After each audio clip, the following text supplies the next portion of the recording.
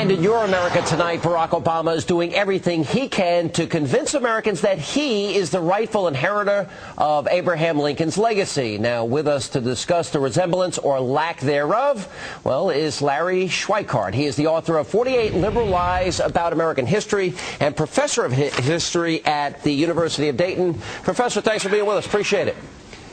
Hey, Sean, how you doing? I first, off the top, I just remember Abraham Lincoln was a Republican. Abraham Lincoln was a Republican. I guess they see a similarity because Lincoln spent a lot of money and Barack Obama wants to spend a lot of money. Lincoln, though, had a war to deal with. Obama doesn't. Lincoln is known as the great emancipator. If Obama spends money the way he's planning to, he'll be known as the great incarcerator because we're all going to end up in debtor's prison. Yeah, all right. Well, let's just go through some of the areas where I think he's trying to convince everybody that maybe, I don't know, he's the modern-day Lincoln. But, for example, he announced his candidacy on the steps of the old State House in Springfield where Lincoln was his legislator. The theme of the inauguration is a new birth of freedom inspired by Lincoln's speeches. Obama's going to be sworn into office using Lincoln's Bible. He's going to spend 3 days traveling by train from Philly to Washington, an identical leg taken by Lincoln, and they're even going to eat Lincoln's favorite foods in a Lincoln-themed inauguration. I mean, it seems like he's obsessed here.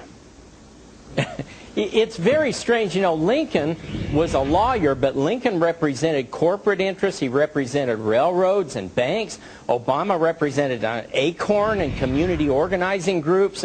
There's no similarity there at all. Lincoln believed in the Constitution. Obama didn't mention the Constitution one time that I know of during the campaign. Yeah. Well, one of the other things that I found pretty interesting is, you know, where would Abraham Lincoln be as it relates to Gitmo? Didn't he put aside civil rights and even shut down press outlets and issues and habeas corpus as it relates to those issues? I think he'd be on a very different side on the Gitmo issue, don't you think? He would be on a totally different side. He threw into jail all sorts of editors and newspaper writers that were criticizing the war effort. Lincoln believed in winning the war first. That was his primary objective, and if they'd had a Gitmo then, he certainly wouldn't have shut it down. Well, let me ask you this, because he appealed to, what do you think the major differences are, and why do you think that Obama is taking on, you know, I guess, the impression that he wants to be Lincoln? Obama, I think, wants to be known as this historic, transformative figure, a guy who's going to change the nation, change history the way Lincoln did. Lincoln had a fundamental grounding in the constitutional principles of liberty, things that you do not hear Barack Obama speak about very often. What would be the differences on the economy? What would be the differences on national security?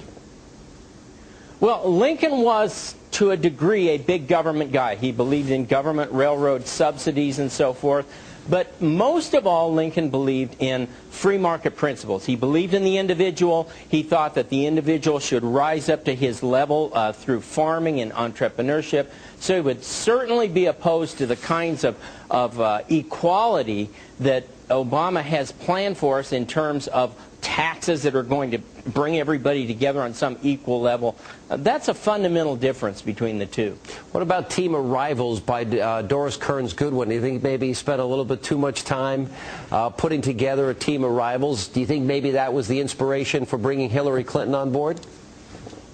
I can't imagine what his inspiration for bringing Hillary aboard was, except that she threw her support to him. It's kind of crazy to me. I think he'll regret that move. Well, if we're going to look back at some of the greatest the greatest speeches in history, certainly Lincoln is up there. Do you think they're trying to raise expectations too high as it relates to this speech on Inauguration Day?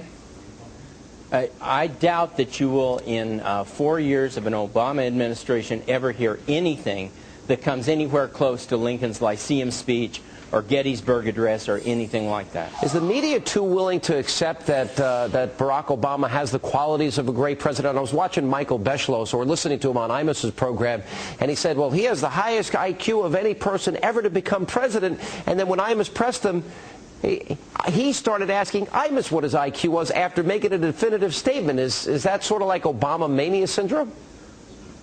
Look, the press has already made up its mind that this guy's going to be one of the greatest presidents in history, and it's going to take a little bit of reality to start to convince him otherwise. But for the next 6 or 8 months, that's what we're going to hear, Sean. All right, Larry, good to see you. Thank you for being